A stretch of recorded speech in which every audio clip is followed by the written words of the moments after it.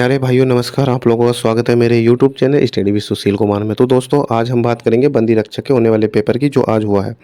तो देखिए हम इसको जो है अपने हिसाब से सॉल्यूशन कर रहे हैं। आइए हम इस पेपर को पढ़ते हैं। पहला ही क्वेश्चन दे रखा है कि बादल राग कविता किस कवि की रचना है।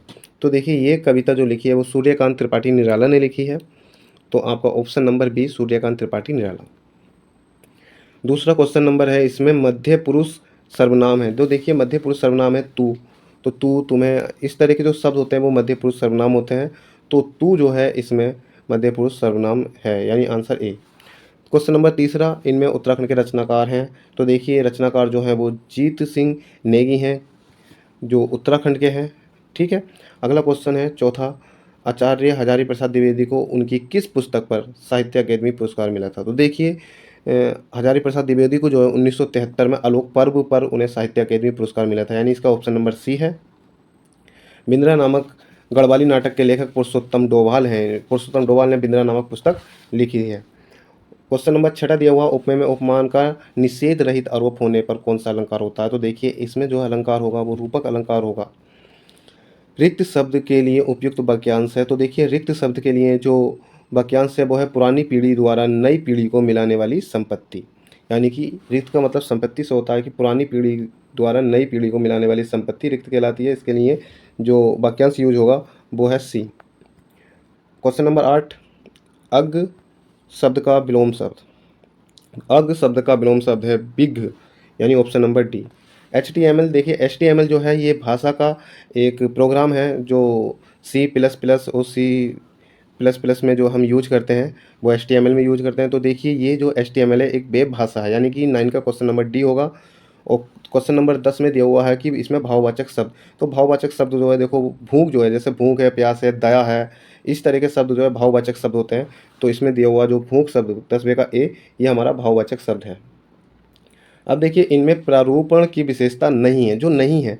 तो पहला दे रखा है प्रारूपण की भाषा स्पष्ट हो, विषयानुकूल हो और सरल हो। हाँ ये इनकी होनी चाहिए, जो प्रारूपण की जो भाषा है वो स्पष्ट होनी चाहिए, विषयानुकूल होनी चाहिए और सरल होनी चाहिए। लेकिन अलंकृत युक्त होनी चाहिए, अलंकार से युक्त होनी चाहिए, ये कोई स्पष्ट नहीं है। तो इसलिए जो प्रारूपण की विशेषता नहीं है वो प्रारूपण की भाषा अलंकार युक्त हो, ये नहीं होगा, यानी कि 11वें का जो आंसर होगा वो बी।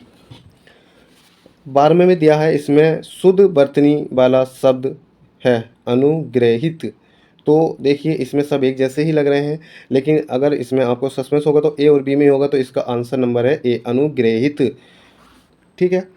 अगला दिया हुआ, इसमें अशुद्ध वाक्य लिखिए। उसे वहाँ जाना नहीं था, उसके प्राण पखेरु उड़ गए, उन्नति के मार्ग में संकट भी आते ही हैं, और प्रकृति की सुंदरता ने मेरा मन मोह लिया। तो देखिए सुंदरता ने मेरा मन मोह लिया, मुझे यही जो है अशुद्ध वाक्य लग रहा है। 13 का डी जो है प्रकृति की सुंदरता ने मेरा मन मोह लिया, ये एक अशुद्ध वाक्य है।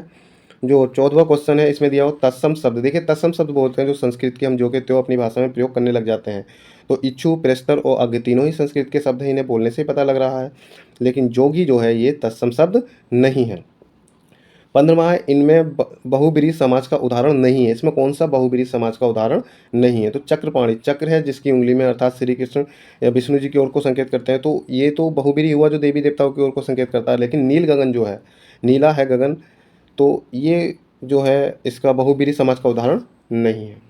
अगला क्वेश्चन दिया हुआ आपको, वार्षिकोत्सव शब्द में, वार्षिकोत्सव शब्द में जो है संधि है। तो आप देखिए इसमें जो है यण संधि है, वार्षिक उत्सव, ठीक है। तो इसमें यण संधि है। 17वें का आंसर है कि इसमें किस शब्द में प्रे उपसर्ग है। तो प्रे उपसर्ग जो है वो प्रत्येक में दिया हुआ है। 18वां क्वेश्चन दे रखा है कि बसंत की कोकिला मुहावरे का अर्थ क्या है। देखिए बसंत आने पे ही कोकिला बोलती है, तो ये जो है इसका मतलब ये होगा कोई व्यक्ति जो हमें कभी कभार दिखाई देता है किसी मौसम में, जैसे कोकिला बोलती है उसी आधार पर। तो इसका आंसर होगा ऑप्शन नंबर सी, कदा कदी, जो कभी कभार प्रकट होते हैं, यानी यदा कदा प्रकट होने वाला, यही इसके लिए उपयुक्त होगा। नमा है, पहाड़ी हिंदी का विकास किस अपभ्रंश से हुआ है। तो देखिए पहाड़ी हिंदी का जो विकास हुआ है वो शोरसेनी अपभ्रंश से हुआ है। और आप देखें कि जो सरकार शब्द किस भाषा का है। तो सरकार शब्द जो है वो फारसी भाषा का शब्द है। और देखिए